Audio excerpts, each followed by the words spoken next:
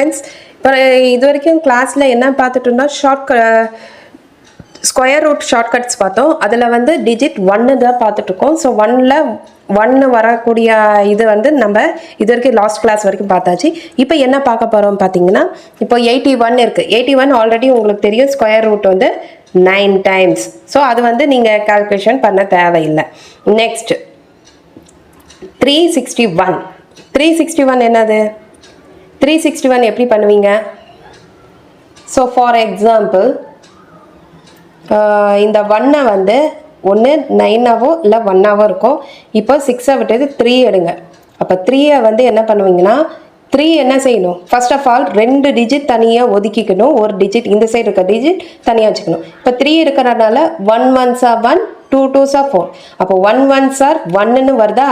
அப்போது என்ன பண்ணணும்? 1க்கு அடுத்த நம்பர் என்ன? 2. 1 2s are 2. அப்போ 2 தான் நமக்கு என்ன வரும்? 2 வந்து பெரிய நம்பரா சின்ன நம்பரா? இங்கே இருக்கிற நம்பரை விட சின்ன நம்பர். அப்போ இது பெரிய நம்பர்னா அப்போ பெருசை தான் நம்ம எடுக்கணும். அப்போ இங்கே 1 இங்கே 1, அப்போது 19 தான் நீங்கள் எழுதணும். இப்போ ஓகேவா?